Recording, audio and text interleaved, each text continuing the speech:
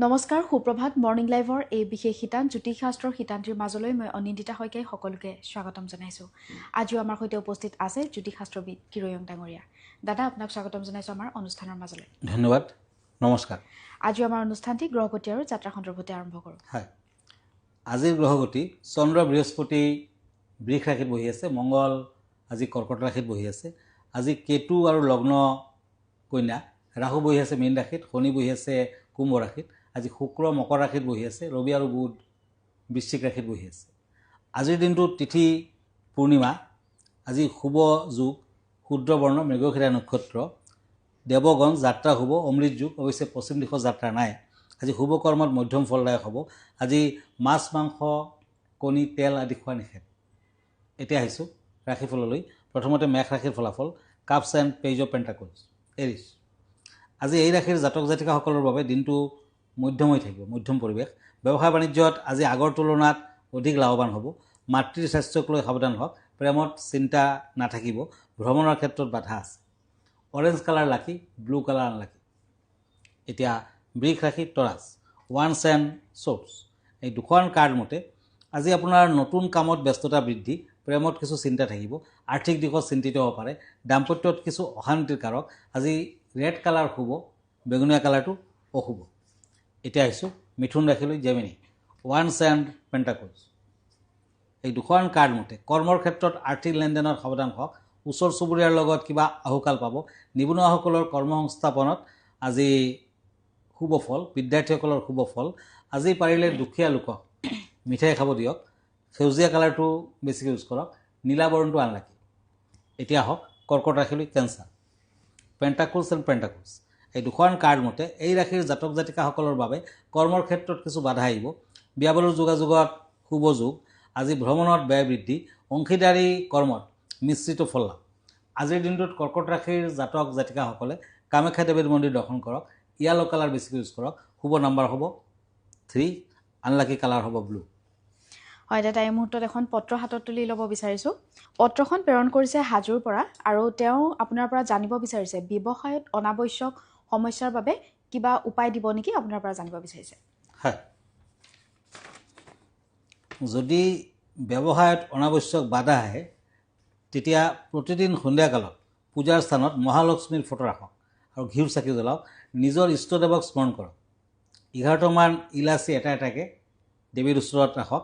এনেদৰে 186 ডে যদি আপুনি কণ্টিনিউৱাছলি কৰিব পাৰে তেতিয়া কিন্তু ব্যৱসায়ত লাভৱান হ'ব। আৰু এনেও ব্যৱসায় বাণিজ্যৰ ক্ষেত্ৰত আচলতে বুধ গ্ৰহটো ষ্ট্ৰং কৰিব লাগে। তাৰমানে পান্না ৰত্ন পিন্ধিব লাগে, ইমাৰেল বুলি যাক কোৱা হয়। পান্না পিন্ধিলে কিন্তু বুধবাৰ দিনটো পালন কৰিলে আৰু গণেশৰ আৰাধনা কৰিলে বেছি ভাল ফল পায়। গতিকে ব্যৱসায়ীসকলে পান্না ধাৰণ কৰিব লাগে। ধন্যবাদ। হয় দাদা, এই মুহূৰ্তত এটা কথা জানিব বিচাৰিছোঁ, যিহেতু ব্যৱসায়িক ক্ষেত্ৰখনত আপুনি দিশ থাকে নহয় জানো, কোনোবাই এজনে যদি এখন দোকানেই দিব বিচাৰিছে, সেই ব্যৱসায় ধৰক দোকানখন কোনটো দিশত হ'লে ধৰক ব্যৱসায়ীগৰাকী অধিক লাভৱান হ'ব পাৰে? আচলতে কেৱল দিশ বুলি নহয়, বিভিন্ন ৰাশিৰ মানুহে বিভিন্ন ধৰণৰ ব্যৱসায় কৰিব পাৰে, কিন্তু সকলো ৰাশিৰ মানুহে সকলো ধৰণৰ ব্যৱসায় কৰিব নোৱাৰে। কিছুমানৰ লোহাৰ বেপাৰ কৰিলে তেখেতে সোনকালে উন্নতি লাভ কৰিব, কিছুমানৰ কাগজ পত্ৰৰ ব্যৱসায় কৰিলে ভাল, কিছুমানৰ দৰবাদীৰ ব্যৱসায় কৰিলে ভাল। গতিকে এজন ভাল এষ্ট্ৰলজাৰক চোৱাই ল'ব লাগিব যে কোনটো বিজনেছ কৰিলে তেখেতে সোনকালে উন্নতি লভিব। ইয়াৰ বাহিৰেও দিশ আদিৰ কথাটো থাকে দিয়ক। যদি দিশ বেয়া হৈছে, নতুবা যোনটো ছাইডৰ পৰা অৰ্থ আহিব সেইজন লোকৰ, যদি উল্টা ছাইডত তেখেতে কেছ বক্সটো বহায় বা দেৱী বহাব লাগে, দেৱ দেৱী বহাব লাগে, যদি দেৱ দেৱীৰ স্থানটো উল্টা হয় তেতিয়া কিন্তু বেয়া হয় দাদা, আমি পৰৱৰ্তী ৰাশিফলৰ মাজলৈ আগবাঢ়োঁ। হয়, এতিয়া দুখন কাৰ্ড লৈছোঁ, কাপছ এণ্ড কাপছ। সিংহ ৰাশি, লিঅ'। এই ৰাশিৰ জাতক জাতিকাসকলে ব্যৱসায় বাণিজ্যত আয় বৃদ্ধি হোৱা যেন দেখা যায়। বন্ধুবৰ্গৰ সন্মুখত মনৰ সকলো কথা ব্যক্ত কৰি নক'ব। দাম্পত্যত শুভ ফল, কৰ্মৰ সূত্ৰে ভ্ৰমণৰ যোগ, প্ৰেমত শুভ। নীলা বৰণটো ইউজ কৰিব পাৰে, বগা কালাৰটো আনলাকি। এতিয়া আহিছোঁ ওৱান্স এণ্ড ওৱান্স, কন্যা ৰাশিসকলৰ বাবে। আজি এই ৰাশিৰ জাতক জাতিকাসকলৰ অৰ্থব্যয় প্ৰচুৰ, পিতৃ মাতৃৰ স্বাস্থ্যক লৈ চিন্তিত হ'ব। আজি প্ৰেমৰ ক্ষেত্ৰত নতুন সমস্যাৰ সন্মুখীন হ'ব পাৰে। নিবনুৱাসকলৰ বাবে দিনটো মধ্যম হ'ব। আজিৰ দিনটো পাৰিলে কেইটামান গোলাপ ফুল দেৱী মন্দিৰত আগবঢ়াওক, ধূপ চাকি আগবঢ়াওক। আজি প্ৰসাদ আদি মন্দিৰত আগবঢ়ালে শুভ ফুল আহিব। বগা কালাৰ শুভ, তাৰমানে হোৱাইট কালাৰটো লাকি কালাৰ, আনলাকি কালাৰ হ'ব অৰেঞ্জ কালাৰ। এতিয়া আহিছোঁ তুলা ৰাশিলৈ লিব্ৰা ওৱান্স এণ্ড শ্বৰ্টছ। এই দুখন কাৰ্ড মতে এই ৰাশিৰ জাতক জাতিকাসকলৰ দিনটোত কিছু সমস্যা থাকিব, পাবলগীয়া ধনৰ পৰা বঞ্চিত হ'ব। আজি দেহাৰ ফালেদি কষ্ট কমিব, প্ৰেমত শুভ ফল, বিদ্যাত শুভ ফল। আজি গোলাপীয়া বৰণটো লাকি, ব্লু কালাৰটো আনলাকি। এতিয়া আহিছোঁ বৃশ্চিক ৰাশিলৈ Scorpio' pentacles and knight of ওৱান্স। এই দুখন কাৰ্ড মতে স্কৰপিঅ'সকলৰ দাম্পত্যত মধ্যম পৰিৱেশ, নিবনুৱাসকলৰ কৰ্মপ্ৰাপ্তিৰ কিছু বাধা আছে, আৰ্থিক দিশত শুভ ফল, বিদ্যাৰ্থীসকলৰ জটিলতা কিছু কমিব, ভ্ৰমণত শুভ। আজি বৃশ্চিক ৰাশিৰ জাতক জাতিকাসকলে পাৰিলে দূৰ ভ্ৰমণ নকৰিব, দুখীয়াজনক মিঠাই খাদ্যদ্ৰব্য আদি দান কৰক, দক্ষিণা সৈতে দান কৰক, ভাল হ'ব। ব্লেক কালাৰ লাকি, গোলপীয়া বৰণটো আনলাকি। হয় দাদা, আমি পৰৱৰ্তী 4টা ৰাশিফলৰ মাজলৈ আগবাঢ়িম, যিহেতু প্ৰতিদিনে দৰ্শকসকলৰ বাবে একোটিকৈ খুব সুন্দৰ বিষয় লৈ আহে আৰু দৰ্শকসকলেও খুব অধীৰ আগ্ৰহেৰে বাট চাই থাকে। আজি কেনেধৰণৰ বিষয় আছে? হয়, আজি কম জ্যোতিষত নৱগ্ৰহৰ কথা কোৱা হয় প্ৰায়। এই নৱগ্ৰহৰ ভিতৰত মংগল গ্ৰহটো কিন্তু বৰ ইম্পৰ্টেণ্ট। যুদ্ধ বিগ্ৰহৰ প্লেনেট বুলি কোৱা হয় মংগলক। মংগলৰ কালাৰটো হৈছে ডিপ ৰেড। গতিকে আজি মংগল গ্ৰহৰ বিষয়ে দুই এষাৰ।